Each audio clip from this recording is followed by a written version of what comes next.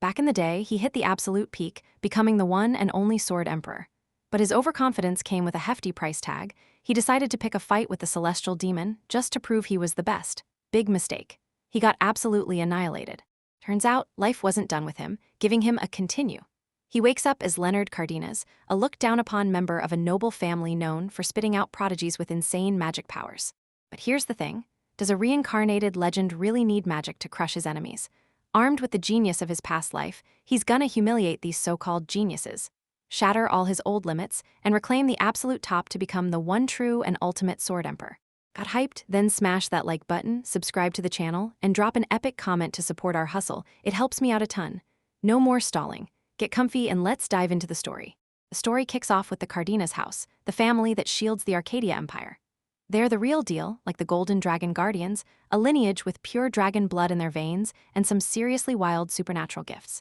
And it's in this super intense training center where everyone gathers.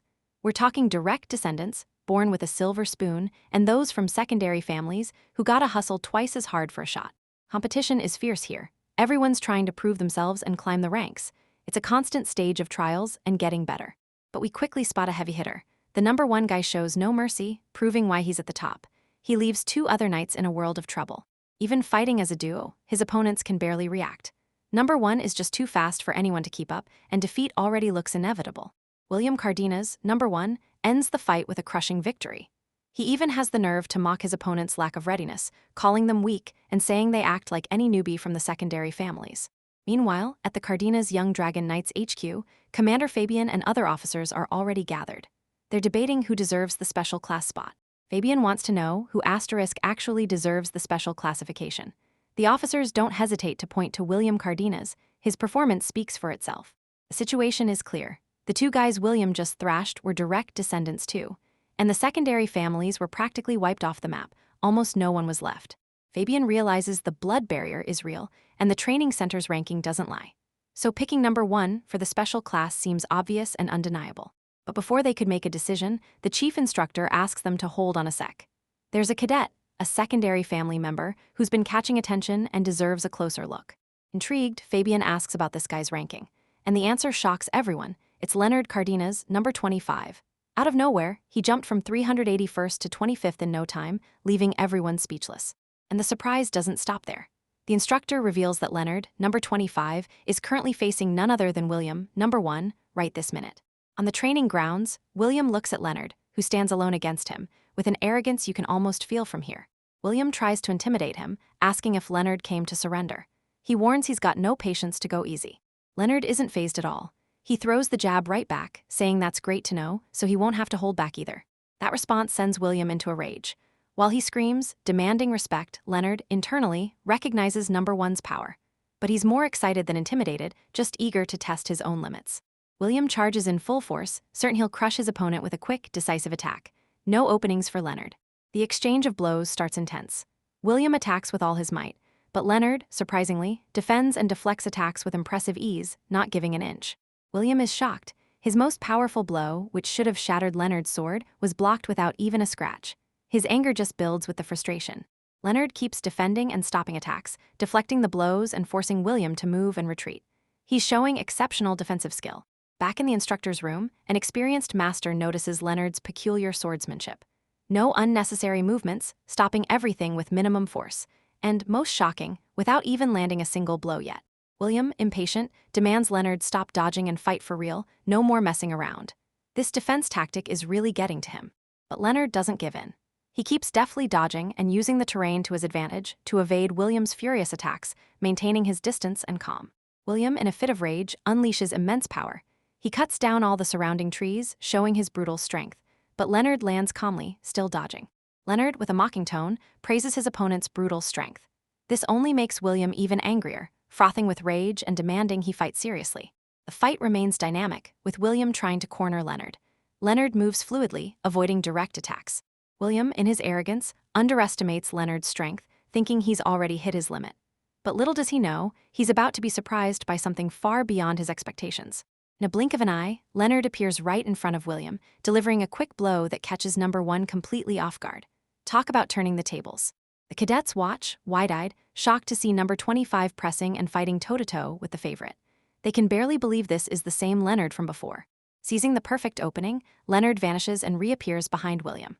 William doesn't even have time to turn or react, completely overwhelmed by his opponent's speed. William is still in shock, not understanding how Leonard got there. That's when number 25, with unsettling calm, announces, "The fight's over." And with a quick, devastating blow, Leonard Cardenas, the once underestimated number 25, defeats William Cardenas, the undefeated and arrogant number 1. As William lies on the ground, Leonard, now victorious, finally realizes this would have been impossible for his past self. He realizes all his memories of life as Ren, the world's greatest sword emperor, have returned. So the story kicks off with Ren, the sword emperor. This guy was a real legend, a total whiz with a blade, could slice the sky without breaking a sweat. But even with all that power, he felt like something was missing. So what does he do? He decides to take on the celestial demon, basically the scariest dude around. These two titans went at it for days, completely reshaping the world. But in the end, the emperor didn't win. Lying there, almost dead, Ren just couldn't wrap his head around how he lost. His swordsmanship was supposed to be perfect, right?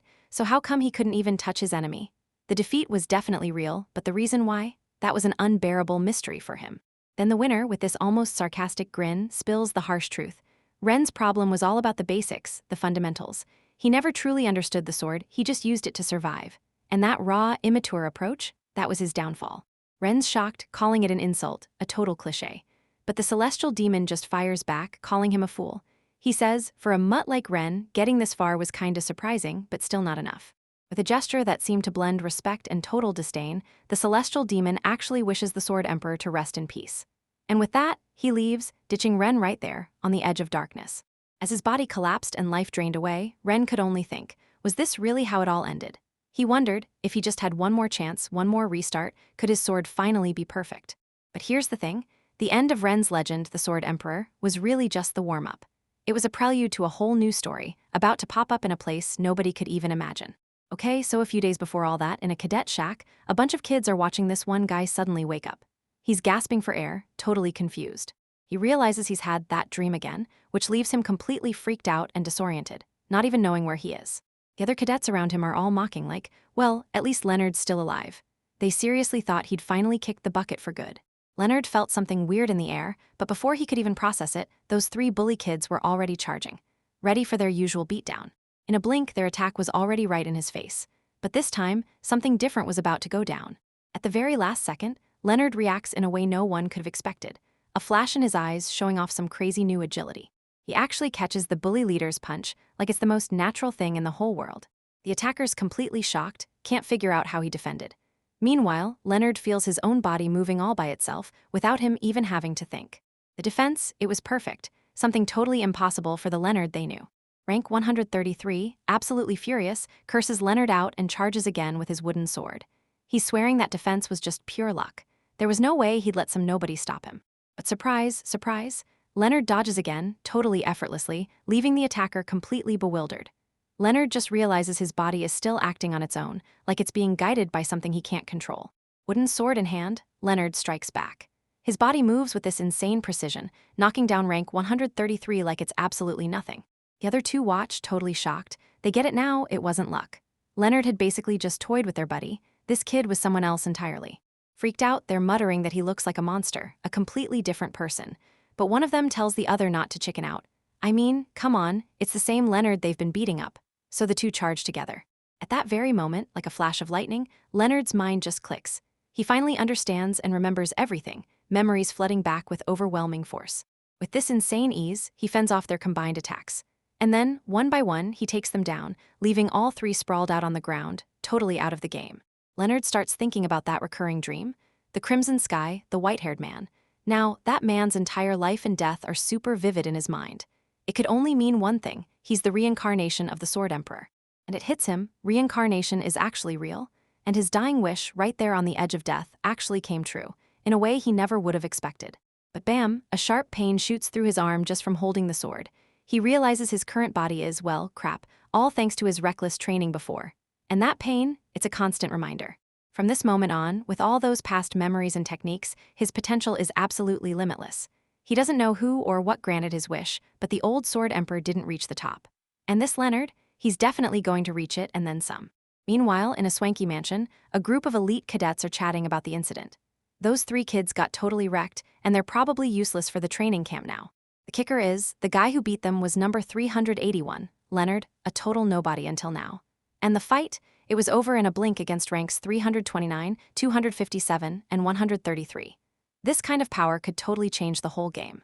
But before they can even finish, a quick cut to one of their faces reveals William, the rank number 1. He tells the cadet to watch what he says and asks, kinda threateningly, if a nobody could really intimidate him. William wants them to bring Leonard to him, pronto. He needs to see for himself if this kid is a tool worth using. Remembering his past life, Sword Emperor Ren realizes the irony. The celestial demon, his tormentor, was the one who showed him the real reason for his failure. His master revealed that the foundation of internal energy, essential for mastering the 5 elements, had been cultivated too late in his old life. If he'd started young, everything would have been different. Now, in Leonard's body, he swears this story won't repeat. With this second chance, his focus is building a solid foundation early on. He's starting with physical capacity to handle mana, something he'd never neglect again. After insane training, Leonard is amazed by his own progress. Even without cultivating mana yet, his pure physical strength is absurd. He finds himself wondering what the heck is in the Cardenas blood. I mean, this lineage seems to have superpowers built right in. In the cafeteria, the kid eats like there's no tomorrow. He knows a good diet is crucial for growth. He realizes that, unlike before, food is now a pillar of his new routine and can't be ignored. Out of nowhere, a big guy approaches, calling Leonard number 381. It's number 7, and he wastes no time commenting on yesterday's fight and the kid's new hunger. He's even proud of his own rank up, explaining that here, you literally take someone else's spot by beating them up. Without messing around, Leonard asks what number 7 really wants. The big guy quickly reveals that the camp is a powder keg. The higher ranks are starting to expand their factions. He warns that something big is about to happen. When number 7 starts listing the big shots, Leonard cuts him off. He shows he already knows all about the blonde hair and golden eyes clique, aka the direct lineage. The big guy even gets scared, asking him to speak lower and not complicate things. But the kid doesn't care about noble pomp. He tells number 7 to get straight to the point. Annoyed, number 7 calls Leonard slow, but keeps explaining. If the direct descendants are teaming up, the secondary ones need to do the same, or they won't last. Leonard, not really playing along, just asks what the plan is. Number 7 proposes an alliance among the secondary members, including guys like number 3 and number 9. He guarantees that together, they'd have a chance. But Leonard, short and blunt, refuses the offer right away. He makes it clear he won't be part of any faction. The big guy is stunned, unable to believe this is the same coward he knew before. Minutes later, Leonard leaves the cafeteria, but he quickly realizes he's being followed. Without breaking his stride, he heads for a more isolated corner of the camp. Turning around, he calmly asks what they want. One follower, mockingly, asks if his meal was good. The other cuts straight to the chase, saying number 1 wants to see him. Oh, and he compliments Leonard for refusing the rival faction's invite, by the way. The henchmen try to intimidate him. But Leonard, who is a sword emperor, barely flinches. He laughs internally at how fast gossip spreads and the seriousness of this childish faction war. With contempt, he warns he's not interested and tells them both to scram. Which, of course, makes them furious. As one of the henchmen charges, Leonard dodges with absurd ease. He notices his opponent close the distance in a blink, showing impressive physical ability for a kid, but still pathetic for someone with his experience. With a quick, precise move, he disarms his opponent. And before the kid even knows what happened, he's taking a devastating punch to the stomach. Leonard realizes he just took down rank 157. This confirms the Cardenas lineage is, indeed, out of this world. Turning to the second henchman, Leonard asks if he really wants to continue. I mean, the strength difference is huge. The kid, rank 98, refuses to back down, yelling that he's stronger than he looks. Seeing the stubbornness, Leonard just agrees. The next instant, he vanishes and reappears behind rank 98. He coldly whispers that, since he insists, the defeat will be the same. The victory is quick and brutal. But what no one expected was that someone else was watching from afar. The mysterious observer comments on how Leonard toyed with both of them without even trying. He wonders if the kid was holding back, which wouldn't make sense since his record is too clean to be a spy. He barely finishes his thought when Leonard turns and locks eyes exactly on the window where the man was hiding. The observer recoils, sweating cold, unable to believe the kid noticed him from such an absurd distance. Regaining his composure, the man, who is none other than the chief inspector of the training, breaks into an excited smile. He realizes this selection will have an incredible twist, and he hopes it's not another boring generation. Looking at the protagonist's file, he murmurs that he's eager to see what the future holds for number 381. Or rather, the brand new rank 98, Leonard Cardenas. Night falls, and the news is everywhere in the training camp. This number 98 guy is causing a huge ruckus. Number 1 already sent the cadet army to hunt him down. In the middle of all the commotion, they end up bumping into a girl. But they have no clue that bump was with number 2, Leonard Cardenas, who is already clued into the rumors about a certain prodigy. Leonard figures out that number 1's subordinates, who are supposed to be tough as nails, have already been taken out. That just confirms the legend of this prodigy. In the middle of all the fighting, our protagonist is already sick and tired of repeating himself. He has absolutely no intention of allying with number 1's squad, no matter how talented that guy is. Without a second thought, he takes down yet another opponent. And like it's no big deal, he borrows the rank 25 insignia, securing his own promotion in the process. Leonard casually walks up and congratulates him on his promotion to number 25, making it clear she'd been watching. She explains no, but she can see his body's constitution, his Kai flow, and of course that newly acquired insignia. Turns out, she has an insane gift of perception. Our protagonist immediately understands the scope of this gift, a mind's eye that lets you see an opponent's Kai and intentions. That's a super powerful weapon, even against stronger foes. Totally chill, Leonard questions his resistance to joining someone, and she warns that tomorrow's training won't be a cakewalk for anyone going solo. And that's when number 1 himself, William, shows up. He immediately starts provoking Leonard, asking if she was dumb enough to just hand out information on a silver platter. Stepping over his own fallen henchmen, William stomps on each one. He grumbles that he had to come personally because they were a bunch of trash who couldn't handle a simple job. Our protagonist observes the scene, acknowledging that this number 1 guy really has quite the presence. Leo approaches, completely unfazed. He's finally curious to see up close what kind of swagger this number 1 guy really has. With a taunt in his voice, Leo asks if William can still fight and then challenges him to a brawl. That leaves number 1 absolutely fuming. Back there, Leonard can't hold it in and bursts out laughing. She comments that Leo is a really interesting guy and the first to ever treat number 1 like that. Leonard tells William that the new number 25 doesn't seem to want to team up with anyone. She suggests that, with the main training tomorrow, they should just drop the beef for now. Even reluctantly, William agrees. But he gives Leo a death glare, warning him not to regret that provocation, while our protagonist just shrugs. As soon as they leave, Leo figures out that the direct descendants have privileged information. He quickly deduces that tomorrow's training will require forming factions. The next day, at dawn, senior instructor Bruno asks if the cadets are ready. But he's surprised when the assistant tells him one student is going to participate entirely alone. This totally surprises the instructor, who questions if the training rules were explained properly. You know, the ones that called for self-sufficiency and teamwork. The assistant assures him yes, he made it clear. It's field training in the vast Cardenas forest, where cadets must be totally self-sufficient, and there's no limit on team members either. As expected, most cadets split into large factions. Squad A, the biggest, led by number 1, Squad B, under number 2's command, and Squad C, made up of cadets from secondary families. Squad D, more focused on strategy, went with number 4. The leftovers joined Squad E and finally, Squad F, with a single member, the now famous number 25, Leonard Cardenas. In the field, Leonard observes the vast terrain. He immediately concludes that to take advantage of such a huge space, the ideal thing is to establish a base as fast as possible. While Leonard is thinking about strategy, Instructor Bruno approaches to check the kids' supplies. The boy brought only the absolute bare minimum, water and crackers. Our protagonist calmly replies, stating that the training's goal is precisely survival and self-sufficiency. He knows, though, that it'll probably just turn into another bloody battle for badges. At that moment, another cadet approaches and asks Instructor Bruno for a moment alone with rank 25. He reveals himself to be rank 4, Leonard Cardenas. This kid tries to convince Leo, warning that entering the forest alone is dangerous. He even offers him a spot in his Squad D. Leonard coldly assesses him, then turns his back and tells the kid to mind his own business. He immediately realizes Dylan just wanted to use him as a disposable pawn. Dylan insists, saying he doesn't understand since all the other groups have dozens of members.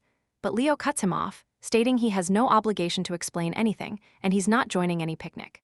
This totally infuriates Dylan, who then shows his true colors. He states that he now understands why number 1 hates Leo so much, calling his attitude arrogant. Since Leo won't listen to reason, Dylan decides he has no choice but to convince him by force. He justifies it by saying eliminating a rebellious competitor would help their training advantage. Out of nowhere, using complex footwork, several afterimages of Dylan start to surround our protagonist.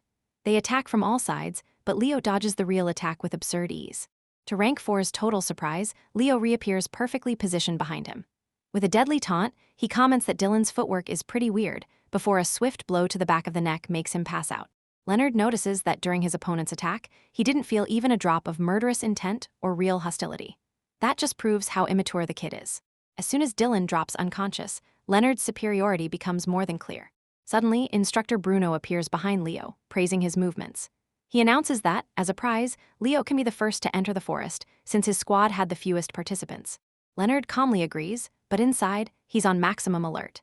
He realizes he didn't feel the senior instructor's presence approaching at all, proving the instructor's insane strength. Our protagonist reflects that this camp houses warriors so powerful and fierce that even his past self, the Swordemperor, would have trouble against some of them. And to think everyone there blossomed with exceptional talents at such a young age.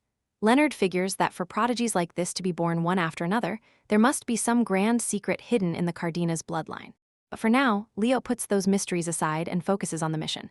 Get into the forest and secure his strategic hideout before anyone else. Right at the start of training, everyone was already pumped, and Instructor Bruno, as usual, wanted to know what was going on. And boom, things got intense fast. Squadron A, led by the infamous Number 1, wasted no time and wiped Squadron C off the map in a lightning ambush. It was such a quick massacre that only Number 3 managed to get away, showing the guy wasn't playing around. For Bruno, the instructor, Number 1's move was shrewd and daring, attacking without even setting up a base. He quickly realized the genius behind the move. With such a huge squadron, William would have long-term supply issues. So the only logical thing was to attack right away while the others were still organizing. Ignoring the base first, logic was the masterstroke that confirmed his superiority. Seriously, Number 1's strategy was on another level, proving he wasn't just brute force, but a tactical genius. Meanwhile, Squadrons B and D, smart as heck, quickly caught on and rushed to form an alliance against the imminent danger. Bruno gave his nod, praising the new generation of cadets for how quickly they reacted to the threat. And then he called Instructor Colin, who was keeping an eye on the remaining groups to see if there were any more weird developments. The woman was panicking, because even though Squadron E hadn't done anything, what really kept her up at night was Number 25, the single man, Squadron F. She remembered when Leo simply found her in the forest and called her by name from afar, completely ignoring the stealth that made her invisible even to instructors. The woman was shocked. After all, her camouflage was master level. Leo, without beating around the bush, immediately asked about the beast in a nearby cave, showing her camouflage was useless against him. With few options and suspicious, she ended up approaching to hear what the boy wanted. The boy pointed to the cave and casually said he wanted to use the place as a shelter. But first, he asked if there was any problem with hurting or even killing the beasts that already lived there. Colin knew it was a dire wolf trained by the family, an extremely dangerous beast no sane cadet would try to face alone. For her, it was impossible he could pull it off. But curious to see if Leo was bluffing, she decided to play along. As soon as the immense dire wolf emerged from the shadows, Leo, with major swagger, said the beast looked like a pet, and that he'd go easy at the start of the fight. With his wooden sword, he effortlessly blocked the wolf's fangs and warned the little wolf to scram, because the place already had a new owner. The beast, of course, didn't like the joke at all and became furious, letting out a deafening, bloodthirsty howl, showing it wasn't a real pet. Realizing the beast had lost its cool, and that going easy wasn't going to work, Leo decided it was time to end the show before anyone got hurt for no reason. He warned that it would hurt a little, and landed a sharp blow to the monster's snout, which didn't expect the attack's force. When the wolf tried to swallow him whole, Leo gave a sarcastic warning that he wouldn't be eaten so easily and delivered a brutal kick under the creature's jaw, taking it down instantly. Colin's jaw dropped, unable to believe that Cadet's level was so absurd he could take down such a huge beast so easily. But what truly shocked her was seeing the fearsome dire wolf turn into a pampered puppy. Leo told it to sit, roll over, give paw, and the beast obeyed instantly like a trained pet. And Leo, with the utmost cheek, even asked to take the wolf with him for training. Colin hesitated, thinking about the unfair advantage a cadet riding a dire wolf would bring to the competition. But recognizing the boy's undeniable prowess, she allowed it, on the condition that the wolf would only be used for locomotion and tracking, without engaging in combat against other cadets. Leo smiled, because that was exactly his plan from the start. As soon as the instructor disappeared, Leo immediately ordered his new pet to go look for items and food, showing the beast would be a huge help. At a fork, master and pet separated, each scavenging the area to maximize the search, making the most of their new advantage. Meanwhile, William, Number 1, didn't miss a chance to humiliate the defeated cadets, calling them pathetic and unworthy of Cardenas' blood. He warned that he was only not eliminating them there because he had no more space to store insignias. But he left a message. Next time, there would be no mercy. The leader of the spared squadron gritted his teeth, seething with anger and frustration. He knew that not even an entire group could scratch William, and they had become easy prey in a game where he was forced to lead. The few surviving squadron members in despair asked what they would do now, since if another group attacked them, it would be the end of the line for them. But while the leader tried to keep his composure, the whole squadron started looking over his shoulder, paralyzed with pure terror. When he finally turned to see the reason for all the panic, the scene that appeared was chilling. A monstrous beast, a giant bear, rose imposingly before them, making it clear their fate would be to become monster food. At the last second, as the leader closed his eyes and screamed not to die, salvation literally fell from the sky, with a devastating blow to the creature's head. The colossal bear crashed dead to the ground, raising a cloud of dust and leaving everyone in shock. And there, in the middle of the dust, Leo gracefully landed on top of the bear's carcass, posing epically and showing who really ran the show. Squad E cadets are totally shocked seeing number 25 take down the colossal beast with ridiculous ease. And in despair, they think he's a heartless monster, wondering what else he'd come to take from them now. Totally ignoring the mess he just made, number 25 calmly walks up and asks if everyone's all right. The squad leader, still in disbelief, can barely say no one's seriously injured. Without much fuss, the kid just says good and turns to walk away, but the group leader stops him, asking if he wasn't going to steal their badges. Number 25, with a huh look, explains he only helped because he saw them in danger.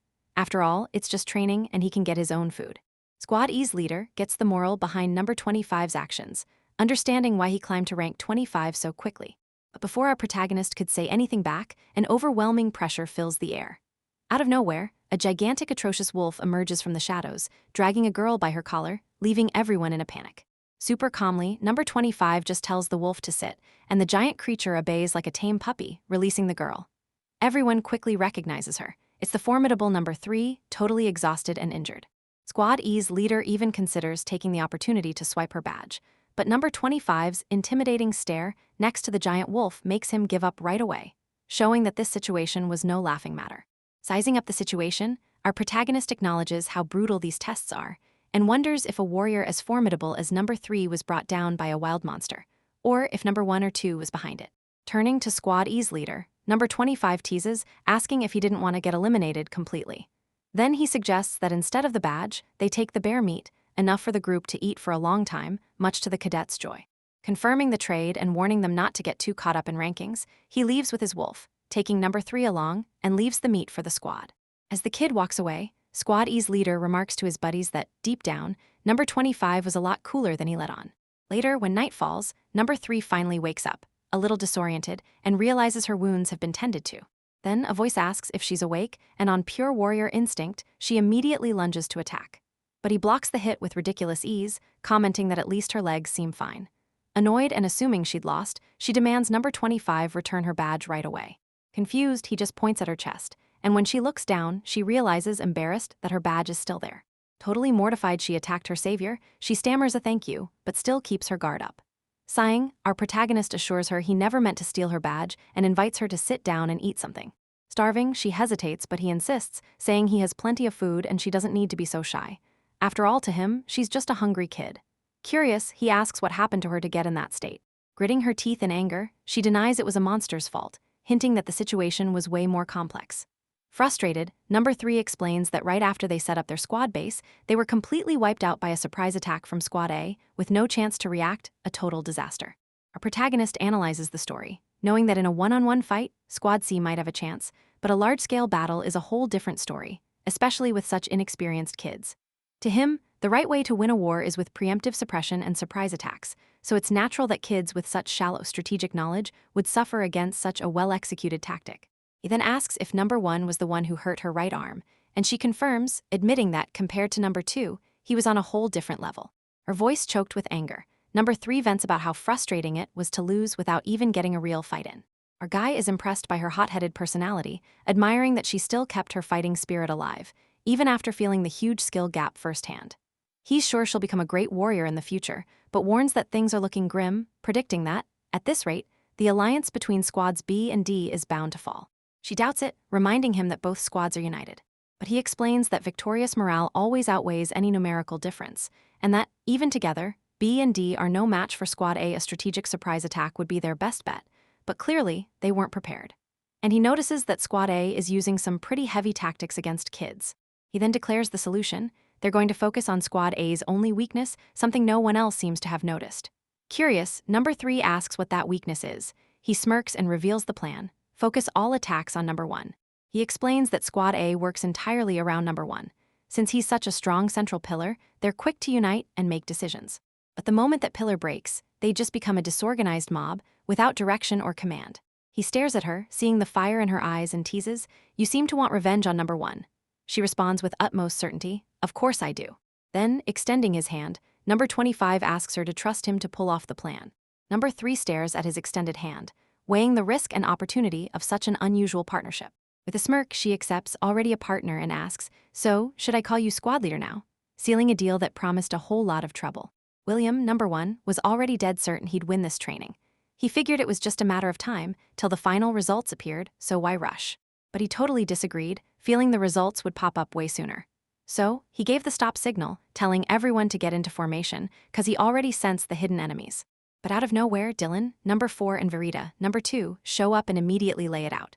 William's instincts might be sharp, but for all his lion spirit, he's also got a lot of mutt in him.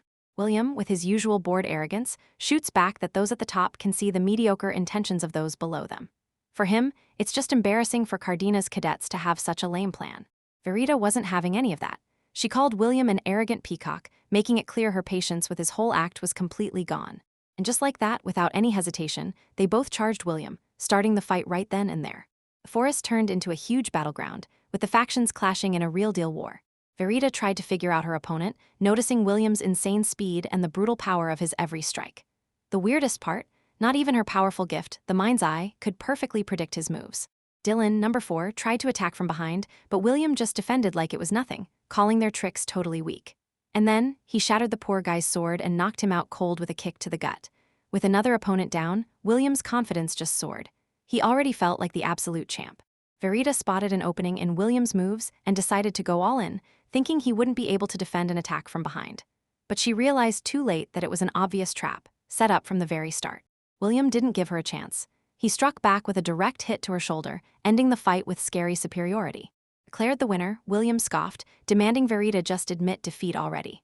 For him, the final result of this training was already crystal clear.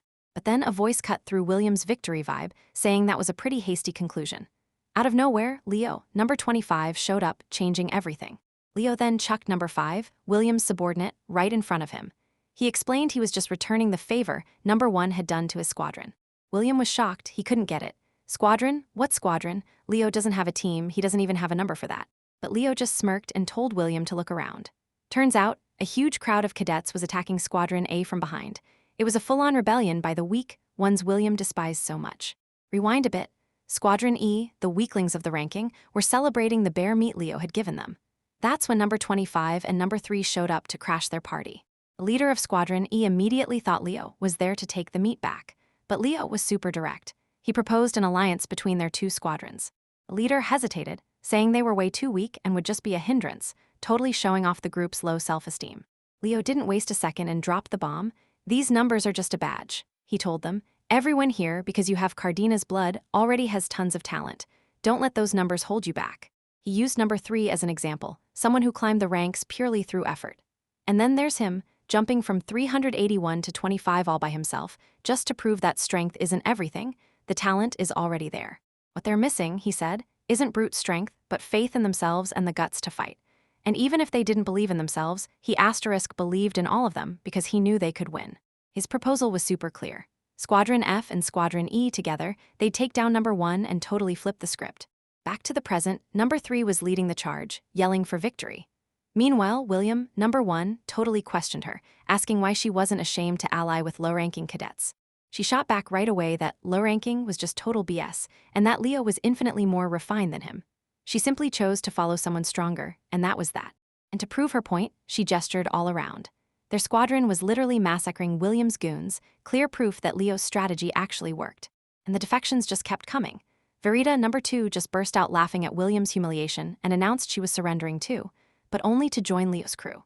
Dylan, number 4, feeling the same way, quickly sided with them, because honestly, it was way better with Leo than with that arrogant guy he couldn't stand anymore. William was absolutely fuming at all these defections, questioning their pride as Cardenas heirs. But Leo cut him off, reminding him that everyone there had Cardenas blood and that he should just swallow his pride and admit defeat. Absolutely seething with rage and completely ignoring the taunt, William glared at Leo with pure killer instinct. He proposed a final challenge. A duel, right here, right now, with the fate of all the squadrons on the line, just to prove whose strength was truly superior. All hyped up, Leo drew his sword and accepted the challenge right away. He just smiled, saying this had been his plan all along. And he promised William was about to get an unforgettable lesson today. The tension in the air was thick, as instructors watched the final showdown begin. It was number one's supremacy against number 25's unexpected talent. They knew this wasn't just any duel, but the real final test, deciding the Academy's future. William, with his imposing stance, charged straight at Leonard. In milliseconds, Leonard already deciphered the attack's ruthless trajectory. Number one's brute force was on another level, making it clear why number two had such a hard time just defending herself. Even so, observers were impressed by number 25's resilience. Taking an impact like that, even with his guard up, should have exhausted anyone, but he barely even flinched. William, though, didn't immediately grasp his opponent's caliber. Deep down, he still thought Leonard was just a regular cadet, someone whose movements, no matter how strong, were easy to read. But Leonard's confidence wavered when number one hit him with an unthinkable blow, completely destabilizing his guard. Leo was stunned. How could anyone anticipate such a unique attack? He realized, shocked, that this was the exact same move that took down number two, Verita. However, number 25, in his genius, had already figured out the tactic behind it. He saw William's tricks like an open book. One of the instructors, baffled, questioned aloud how number 25, without an apparent gift, managed to overcome someone with such a notorious talent as number two. Leonard, focused, realized William didn't rely solely on physical strength. There was something more, a subtle, invisible energy he manipulated with mastery. And then it clicked. Number one's gift was psychokinesis, a shapeless, untouchable power. It made him a far greater threat than anyone imagined. With this ability, William seemed to fly, his sword gained impossible angles, and his body unleashed destructive force that defied physics. But Leonard, ever perceptive, noticed his lack of experience in using the technique. Cornered, William couldn't take it anymore. He shot a loaded question at Leonard, demanding to know how he saw through his hidden power. He then accused him of hiding his true strength, angrily asking why Leonard was bothering to provoke him like that. But Leonard, with the dignity of representing a noble fencing house, replied that his sword would give all the answers. He challenged him to come with everything he had, fearlessly. William didn't hold back. He launched an invisible attack that grazed Leonard's neck. That blow was a terrifying reminder he was at the top for a reason. From the sidelines, one observer confirmed. William wasn't just using psychokinesis to reinforce his sword, he was attacking directly, like an invisible blade. Number one, radiating an aura of power that could crush anyone, ordered Leonard to show his true strength. Confident there was no way Leonard could win. Responding to the challenge, Leonard told number one to show more of his true strength. And then an invisible, yet powerful, aura manifested around him, showing that the games were over. Internally, Leonard knew his current body was weaker than his previous one. He needed to finish this fast, but without using techniques that would draw unnecessary attention from the instructors. The solution was simple, pure sword skill. William was impressed by number 25's agility. He barely seemed to touch the ground as he dodged, yet still held his pose like he was dancing among the trees. Number one intensified the pressure, unleashing shockwaves that destroyed the surrounding trees. Yet, Leonard remained unharmed, dodging each attack with an almost unreal elegance. Observers realized William was hiding his psychokinesis, and number three, Verita, was outraged, calling it a low blow. Dylan, on the other hand, called Leonard a coward, claiming Leonard was just running to mask his weakness. But Verita disagreed, observing that number 25's movements had a much greater purpose.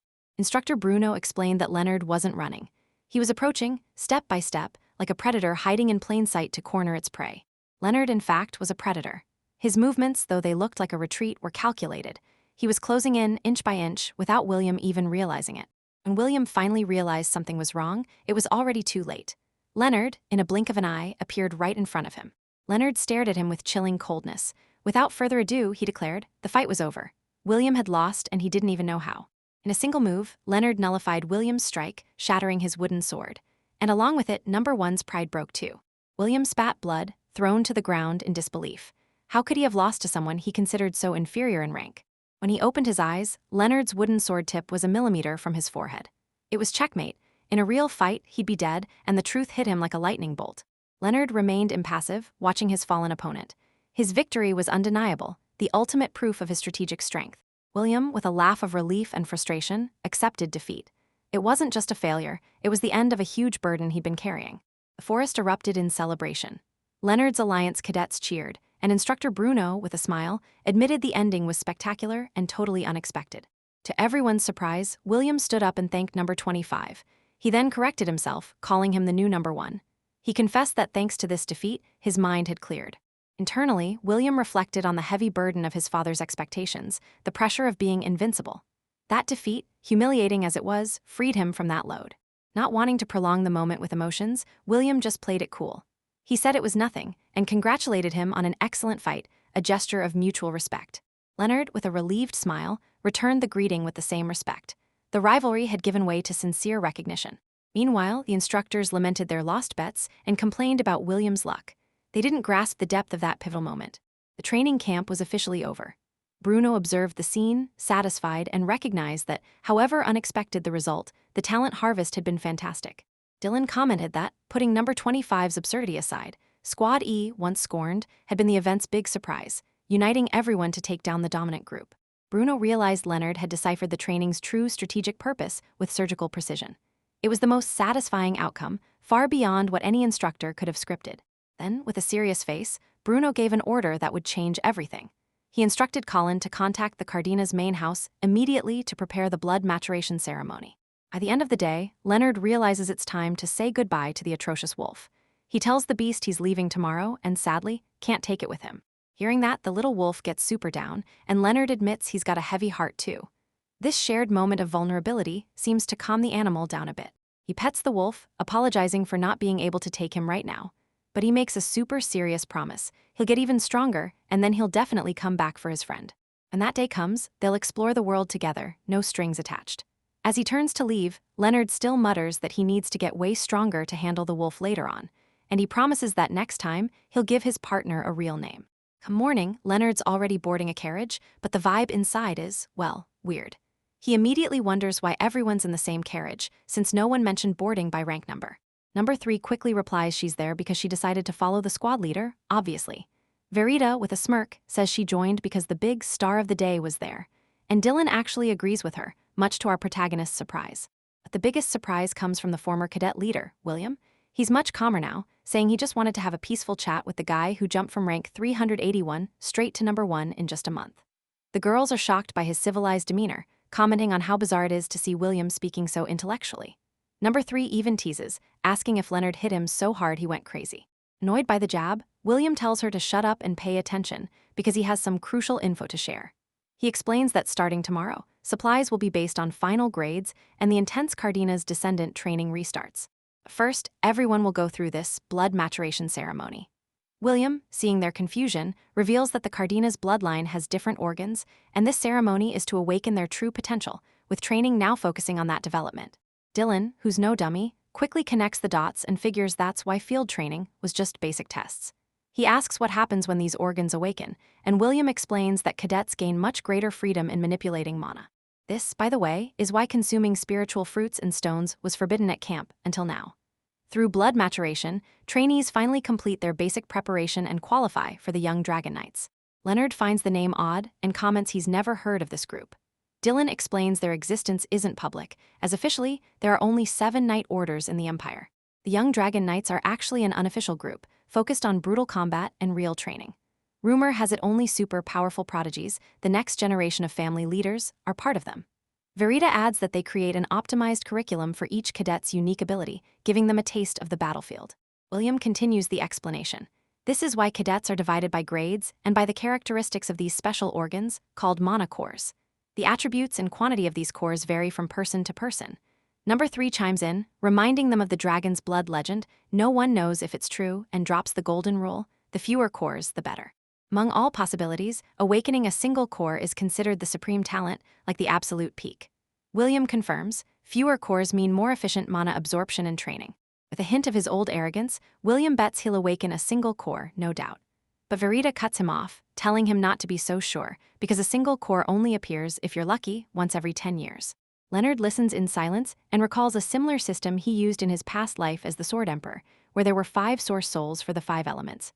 Curious, he asks if the maximum limit would be 5 cores. Verita asks if he's talking about the famous pentacore, and then explains that it's, by far, the most inefficient and cursed talent for training. For each extra core, a cadet needs double the resources and still faces the impossible challenge of maintaining balance between all the manas. Leonard agrees and quickly sees why the efficiency plummets. They arrive at the math, with a single core as the perfect base, a dual core requires 4 times the effort. A triple needs 9 times, a quadruple, 16 times, and the dreaded pentacore demands a staggering 25 times more effort to develop. Verita jabs at William, saying he should have learned this in basic theory. But his rival defends himself, arguing that in real combat, theory isn't good for much. While the conversation flows, our protagonist reasons, there was an almost identical concept in his past life, and he mastered it back then. If the training methods he already knows work here, this would be his greatest chance. He comments aloud that if the warrior has the resources and willpower to train all of them perfectly, a pentacore user would be, by far, the strongest of all. Dylan agrees the theory makes sense, but practically, it's extremely difficult to get the massive amount of resources to supply all 5 sources, plus there's the limit of what a human body can endure. Leonard concludes that, this way, the safest bet would be to awaken a dual or triple core. And if he got unlucky enough to get the rare single core, he'd end up drawing too much attention, which would be super problematic for someone who wants to train in peace. But he didn't expect that. During the magical evaluation, the result would attest that he did, in fact, possess a pentacore. With all the evaluators clearly disappointed in his terrible, inefficient talent, our boy leaves the room, frustrated at having stood out in a negative way, thinking he really didn't want things to be like this. As he walked, lost in thought, he felt a bizarre and extremely fast movement pass by him. Purely on instinct, Leonard immediately spun around and came face to face with an older gentleman staring closely at him. The man smiles and praises Leonard, saying it's splendid to be able to see and react to a movement of that speed at such a young age. Apparently, the cadet really lives up to the rumors about number 381. Calmly, Leonard corrects him, saying he's the former number 381, Leonard. The old man is none other than Fabian, commander of the young Dragon Knights, who observes him fascinated, commenting on how absurd it is for someone that young to have achieved so much with a sword without even using a drop of mana. Undeterred, Leonard wisely retorts, questioning if martial arts aren't something that accumulates in the heart and refines in the body itself. To him, the presence or absence of mana doesn't interfere with the perfection of a true warrior's techniques and posture. The wise answer shocks the vice commander, who is right behind him, but makes Fabian erupt in animated laughter. The old man admits the rumors were real, and in fact, even underestimated the boy's intellect and attitude. Fabian formally introduces himself as commander and swordmaster, and promises, on his name, that he recognizes Leonard as worthy of entering the academy's special class, guaranteeing elite treatment for him. The vice commander's eyes widen, and he asks if Fabian is serious, since the boy was just evaluated as a pentacore, the worst possible result for evolution. But Fabian gets irritated and sharply retorts. He states that the number of cores doesn't matter at all. They can't achieve great things if they get hung up on trivial details. If there's pure, undeniable talent, their duty is to invest fully in it, and he tells Leonard to ignore what the mediocre say. Following orders, the vice commander hands Leonard a spatial bag filled with everything he'd need. Fabian explains that, as an exclusive privilege for entering the special class, Leonard has the right to choose. Several magical doors appear in the hall, each leading to a different isolated training location. Normally, the academy would choose, but the commander is giving him that right. Without blinking, Leonard asks a single question: where can I get training resources equal to my skills? The old master is surprised by the audacity, but praises the excellent question. Fabian reflects that those who cannot walk the bloody path of Usura are not true warriors. With a challenging smile, he offers the ultimate option: Carabagos, the most remote and dangerous island in the entire empire. It's a survival environment so severe that even decorated knights scream in pure despair. A true wilderness, where certain areas are extreme danger zones, comparable to a demonic realm. Fabian asks if the scenario seems exciting enough to him. With eyes gleaming in anticipation, our boy replies yes, very exciting, and thanks him for the opportunity. As he chooses his door, Leonard thinks to himself. The reason why pentacore training is considered useless in this world is simply because they don't know the correct ancient method. For him, the 5 elements of nature are a single, unified flow of energy. If he can master all these sources, that hellish island will be the perfect opportunity to transcend the peak he reached in his past life. When Leonard steps through the glowing door, Fabian wishes him good luck. The world spins, and the protagonist is instantly teleported to the relentless island of Carabagos. And right behind him, a deep, unfamiliar voice echoes in the jungle's silence. Welcome, indeed. Are you by any chance the rumored cadet I've been hearing about? The whole thing kicks off with Leonard facing Bradley, a senior knight and administrator of Carabagos. And Bradley comes in with all that swagger, 'cause, let's be real, our MC was the talk of the town among the guys. Knowing Leonard was a rookie, Bradley explains the apprentice rules. He makes it clear that while everyone's equal, respecting veterans is a must. But hey, no need to cower. Strict rules actually protect freshmen during their first year. So Bradley lays out the plan: 6 months of protection, then 6 months of hands-on training. During that time, Leonard would have to fend for himself to get anything he needed. But since he's special, he'd have a cabin all ready for him. He points to the cabin, warning Leonard that beyond just a basic roof, he'd have to be self-sufficient. That means getting anything he wants on the island using those infamous spirit stones. Yeah, it's basically a figure-it-out kinda deal. Curious, Leonard asks the exact difference between the protection and training periods. Bradley answers straight up: During protection, he'd support Leonard's activities, but during training, he'd just watch from afar, making sure nobody messed with the rookie. Leonard takes the chance to ask if there were any rules against hurting or killing. Bradley's blunt, "Killing is forbidden, full stop." Next, Leonard asks about the exact value of the resources Fabian had given him. When Bradley checks the bag, his face instantly changes. Turns out, it wasn't just 3,000 low-level spirit stones. There were also 100 elixirs of each attribute. That's a haul even a direct heir wouldn't get easily. Yeah, Commander Fabian definitely went super easy on Leonard. Lost with all the items, Leonard asks what those spirit stones even are. Bradley explains they're mana-filled ores, and absorbing them expands your energy core. For a pentacore like Leonard, that should easily lead to the 5th stage. Still kinda lost with the lingo, Leonard asks about this stage thing, wondering if it's like a power level. So, Bradley sighs and decides to give him a quick rundown on the 5 great realms of martial arts. He breaks down the first one, the body refinement realm, where folks temper their bodies and expand their mana core. After that, there's the external power realm, which is when a warrior can project power outside their body. Next up is the transcendence realm, all about refining a warrior's unique individuality. It's pretty unique for everyone. And to wrap it up, the semi-divine realm, where mental images can actually mess with physical matter. Finally, the senior knight introduces the legendary divine realm, where practitioners transcend humanity and literally reach the gods. It's such an absurd level that no one, besides the founder of House Cardenas, has ever achieved it.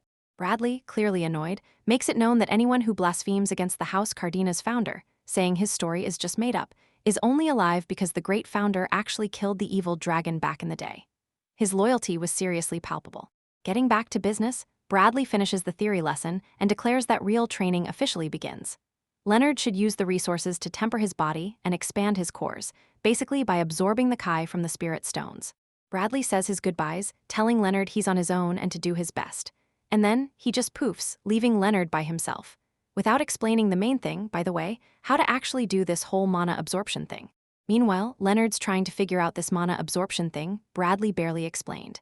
But he quickly realizes the island is already loaded with natural mana.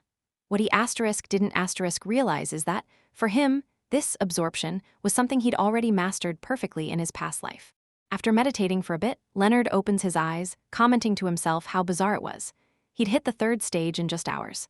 At this crazy pace, he'd reach the 5th stage in a single day, a total breeze, all thanks to his memories as the Sword Emperor. He then thinks about the consequences. Finishing training in 1 day would be super suspicious. But he quickly changes his mind. Commander Fabian already sees him as an unparalleled genius, so why hide it? Better to just use his past life techniques and not have to make up excuses later. Over a month later, some veteran cadets are watching Leonard's cabin. They're all commenting on how weird the rookie is, just locked inside without coming out for anything. They guess he's trying to reach the 5th stage, the bare minimum to survive on the island. But one of them's fed up with the persistent buzzing in his ear and decides to leave with the group. Ironically, right as the spies vanish, the cabin door swings open and Leonard finally emerges. Breathing in the fresh air and stretching, he decides it's time to ask Sir Bradley for a real sword. After all, his training needed to level up. He finds the administrator and makes his request. Bradley, a bit suspicious, asks why. Leo explains he needs to get used to the weight and cut of a real blade, not just a wooden sword. Bradley, with a mocking smile, tells the kid not to get ahead of himself just 'cause he got a little stronger. But Leonard, without a word, concentrates his aura and throws a swift punch in the air, revealing the sheer density of his power. Bradley can barely hide his shock. In less than a month, the kid's pentacore already hit the 3rd stage. That's absolutely wild growth. Even so, he decides to rein in the apprentice's enthusiasm and lays down the law, just to make it clear who's boss around here. But the hostility vanishes in a second. Bradley just hands a real sword to Leonard and warns him not to be reckless. The kid, still reeling from the emotional roller coaster, simply thanks him. Bradley also points out that if the sword got lost, its value would have to be covered with spirit stones. Same deal if the blade broke in combat. Leonard, finding the charging policy pretty straightforward, agrees. Bradley leaves, wishing him good luck. Leonard, now with a real blade at his hip and an island map in hand, decides it's time to get moving and venture into the Forest of Remnants. Leonard enters the Forest of Remnants and immediately runs into a horde of rank E2 hobgoblins, monsters he recognizes instantly. Without a second thought, he draws his sword, knowing that even the cleanest cut never hides the smell of blood, and he cuts through the monsters like butter. He remembers that the mana accumulated in them turns into spirit stones when they die, so he quickly collects the low-level spirit stones. He figures he's already got 100 just today. The Forest of Remnants is like a nursery for weak monsters. Perfect place to warm up, for sure. But our hero quickly realizes that to truly level up, he'll need something way tougher than these low-level critters. Suddenly, Leonard's primal instincts kick in. A smell way heavier than goblins fills the air, and he suspects a stronger gnoll is nearby. The creature doesn't even bother to hide, treating our hero like easy prey. Our hero scowls and points his sword into the shadows, daring the creature to stop growling and come at him with everything it's got. 'Cause he's not about to be underestimated by just any monster. Answering the call, a gigantic gnoll leaps from the trees. It unleashes a brutal attack, but Leonard manages to block the blow with his sword, even feeling the absurd force behind it. Even with the impact, Leonard still manages to taunt it, telling the monster to stop barking. Meanwhile, inside, he's already analyzing the creature's surreal strength. Even though the gnoll's strength is terrifying, almost knocking him off his feet, Leonard already knows what he needs to do: dodge everything. After all, you can't take hits from a monster this strong. With unusual agility, he dodges the gnoll's next attack and leaps high into the air.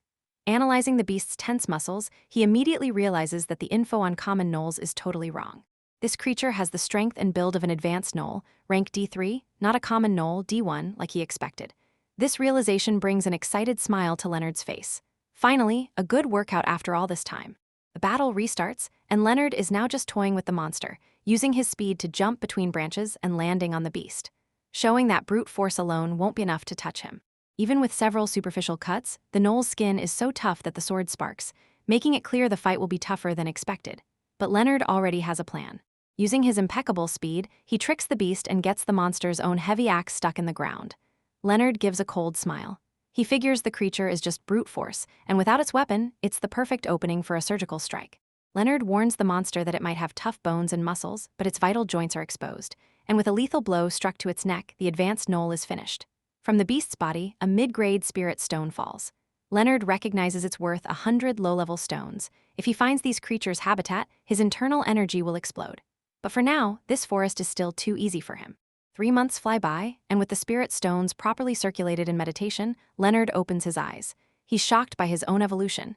He can't believe he's already reached the 10th stage of the body refinement realm. This is completely absurd. A pentanucleus would take decades, but his past life memories let him achieve this in months. And now, he needs to hide this power to avoid unwanted attention. While Leonard was plotting, he hears footsteps and whispers outside his cabin and immediately recognizes the voices of the 3 veteran cadets from before. One of the veterans comments, worried if something happened to the rookie since he hasn't shown up in 3 months. The irritated blonde veteran asks if it's really necessary to check on the kid every day. The trio's leader explains, yes, we need to be the cool seniors, the first ones to welcome the kid, because in a noble house like Cardenas, connections are the ultimate weapon. He reminds his friends that a special class prodigy is worth more than any secondary alliance. After all, Leonard is the current number 1, and even Commander Fabian is keeping an eye on him. The leader shoves his blonde friend, Hayden, and tells him to knock on the door and at least say, hi, even with Hayden complaining about the situation. Hayden knocks on the door and asks if the rookie's alive, warning that he won't evolve if he doesn't come out to eat and get some sun. He presses his ear to the door, worried, but hearing nothing, the 3 decide to leave for now. On the other side, Leonard heard everything and smiles knowingly, amused by the veterans who come every day just to try and score points with him. He watched the 3 through the cracks, perfectly memorizing the face and voice of this Hayden guy. The genius gears in our hero's head start turning. If Leonard, the number 1 pentanucleus prodigy, shows up with monstrous results, the whole island will freak out. But no one would suspect a sudden evolution coming from a common veteran who's been on the island for 10 years, like Hayden. As soon as the 3 take off, Leonard gets ready. He doubts if he can still do it, but he sits in a lotus position and activates the reverse Kai art, a forbidden technique from his past life that alters pulsations, voice tone, and even facial and bone structure to create a perfect disguise. After a few seconds of intense concentration and muscle pain, the process is complete. He looks at his reflection and lets out a frustrated sigh, complaining it's a drag to have to go this far just to hide his own strength. The result is an absolute success. With blonde hair and features identical to Hayden's, Leonard grins mischievously. No one will ever recognize him, and he's gonna rely on Hayden for a good long while. 3 months flew by, and our protagonist is going strong in the Bone Mountain swamp, totally focused on honing his skills. He's sticking to his plan, deep into heavy training, always thinking about how he'll use it all when things get seriously real. The truth is, surviving in this swamp is a real nightmare, because every creature crawling around here has a deadly venom or some bizarre way to camouflage itself. That's why Leonard's number 1 rule is clear: erase your presence. Any slip-up turns you into a feast for the little monsters lurking in the dark. And among them, the lizard men are the toughest challenge, seriously. They're smarter and more dangerous than that advanced gnoll he clobbered weeks ago. It's like, if you mess up, you'll be ground meat in 5 seconds with no chance to react. With the swamp infested with these monsters, the protagonist realizes the only way out is to go all in, no mercy, with quick, decisive attacks. He doesn't waste time. He jumps from a tree and, with a brutal thrust, finishes off a lizardman before the creature even knows what hit it. But making noise in the swamp is just asking for trouble, right? And the blow he landed echoes far, drawing the attention of the boss of that lizardman pack, who doesn't seem too happy about the intruder. Then, out of nowhere, a colossal lizardman appears, like a war tank, and immediately hurls a giant spear at Leonard. The protagonist even comments that the creature has decent speed, but it's just a predictable attack, nothing too special. He doesn't have time to mess around with someone who knows nothing about swordsmanship, so he just spins his body and, in one fluid, unhesitating move, severs the monster's arm. Without even giving it a chance to counter, Leonard quickly finishes off the creature and picks up the spirit stone to add to his collection. Satisfied with the hunt, Leonard does the math and sees he's gathered about 1,500 medium-grade spirit stones. He knows the time has come. It's now or never to take the next leap in power and level up to a grand realm once and for all. This absurd amount of resources he's accumulated is more than enough for him to jump realms, but here's the catch. The process is super violent. Leonard is already at his limit, at the 10th stage of the body refinement realm, and if he releases all that contained energy to break through the realm on Carabago's island, forget it, there's no way to hide the mana explosion. Especially since he needs to keep up the charade of using Hayden's face to throw off any suspicion. Things are serious, and he desperately needs an ultra-isolated place to hide and protect this evolution. After all, if someone discovers his true power, his discretion plan goes down the drain.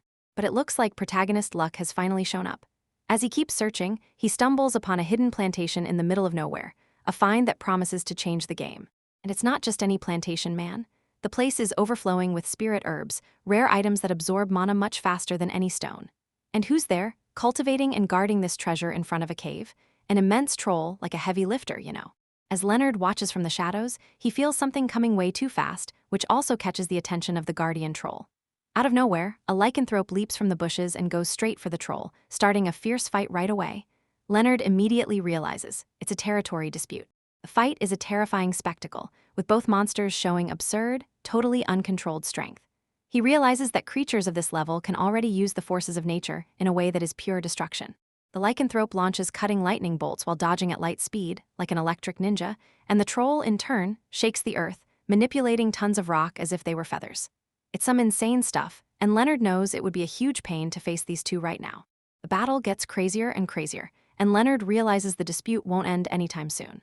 Spotting a perfect opening in the middle of the chaos, he decides to sneak in and investigate the cave while the two are busy killing each other outside. He figures that if a troll of that size and rank was protecting the place so fiercely, there had to be an unbelievable treasure inside. And of course, a place like that could be the solution to his headache. As soon as he steps into the cave, Leonard notices something impressive. The loud noise of the battle outside just vanishes. The place has perfect magical acoustic isolation. He immediately smiles, recognizing he's found the ideal hideout for his realm advancement. Going deeper into the darkness, a soft light starts to illuminate the way. He finds a golden, shining tree, absolutely beautiful. At first, he thinks it's a huge cluster of medium-grade spirit herbs, like a giant clump. But upon touching the air around the plant, he feels a powerful energy barrier. Now everything makes sense. It was this barrier that prevented the tree's immense aura from leaking out of the cave. That's why he didn't feel anything before. Analyzing the golden, shimmering foliage, Leonard is amazed. He'd already collected several treasures, but the energy emanating from there is too pure, superior to anything high-grade he'd ever seen. He doubts the troll understands the true value of that divine artifact. One thing is for sure, he was going to break through his realm right there. It was the perfect spot, the find of a lifetime. But the celebration is suddenly cut short when the terrifying figure of the troll appears out of nowhere, blocking the cave entrance right behind him. Because of the magical isolation blocking sound and mana, the protagonist didn't sense the beast's approach. With otherworldly reflexes, he runs towards the exit but notices a detail. The troll is all beaten up, covered in injuries from the fight with the lycanthrope, but still, it roars and attacks with ferocity. Leonard barely dodges the crushing blow, but quickly realizes the monster wasn't aiming at him, but at the entrance walls. It's a brilliant plan by the troll to collapse rocks and trap him inside, preventing his escape. What a sneaky move. This tactical intelligence, unusual for monsters of this type, ignites a flame of pure excitement in Leonard's heart. This was exactly the kind of cunning challenge he wanted to break the routine. Smiling somewhat defiantly at the creature, the sword emperor wields his weapon, ready to make the troll his newest adversary.